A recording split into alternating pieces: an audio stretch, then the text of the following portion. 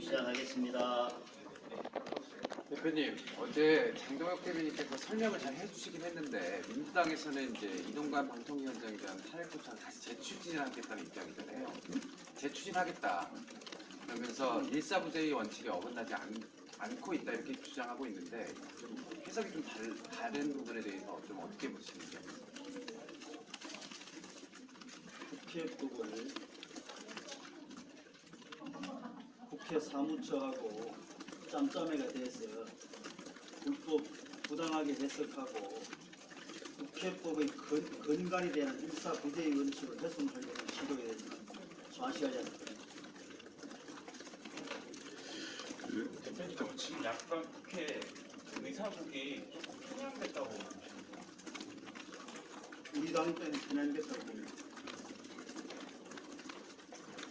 그럼 이후에 의사국에 대한 감찰이나 아니면 뭐 추가 조사 같은 것도 사실 뭐 항의 같은 뭐 대응 방식 하실 계획 있으신가요? 검토하고 있습니다.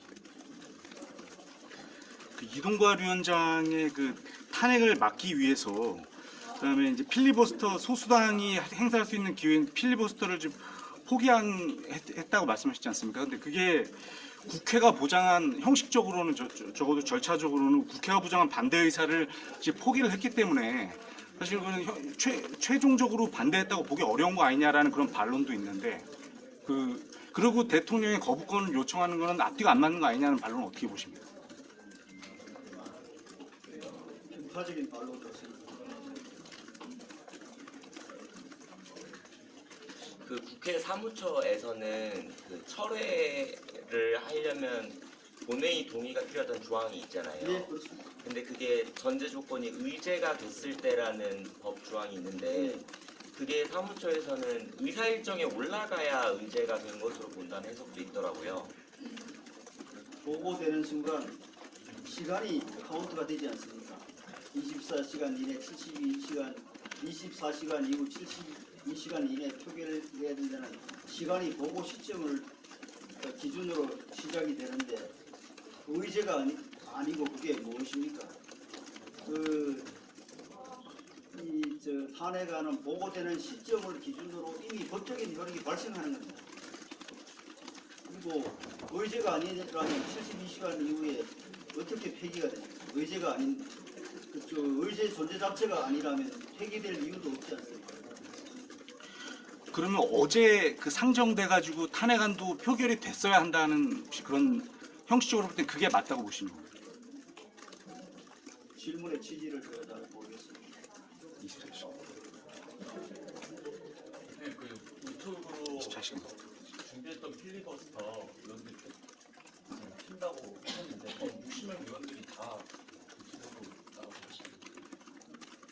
유튜브 우리 당의 공식 유튜브인 토론소리에 생방송으로 나가서 해도 좋고 본인이 국회 스튜디오에서 그 영상을 제작해서 보내줘도 좋고 그래서 60명 의원을 기준으로 하되 희망하시는 의원들을 우선적으로 하겠습니다. 언제부터 시작하실 건지? 다음 주 초에 시작하겠습니다. 그 노란봉투법, 방송법, 대통령께 거부권 행사 건의하는 공식 시점이나 이런 거는 당에서는 공식적인 절차나 시점을 통해서 건의하지는 않습니다. 여러분도 간호법이나 양복관리법을 통해서 보시겠지만 국무회의에서 논의를 거쳐서 대통령께 제2요구권을 건의하는 정부의 해당 부처였습니다. 공식적인 절차가 있고 당에서는 당의 입장을 적절한 시점에 건의할 예정입니다. 그 방송법의 부당성에 대해서 이제 오늘 여러 의원들 말씀을 많이 해주셨는데요. 그럼 현재 그 방송법 현행대로 가는 게 맞다고 보시는 건지 그동안 법안 박성중 의원도 개정안을 낸 적이 과거에 있었고 여러 의원님들이 냈어야 되는 거 아니냐. 내용이 있었습니다. 그러나 지난 정부에서 이런 유사한 법을 발의를 했던 그 법안 내용을 문재인 대통령 해서 문제 제기를 하는 순간 그 법안 추진을 중단을 했습니다. 그 중단을 하다가 우리 당이 집권하니까 그 법을 다시 추진하겠다는 것 아닙니까? 그게 전형적인 내로남불 법안이죠.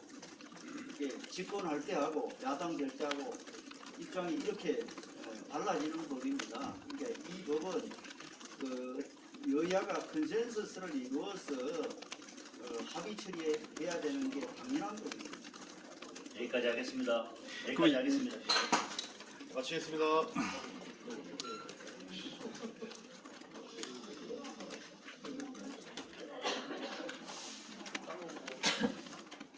한 번만 더 10만 원 하고 10만 원을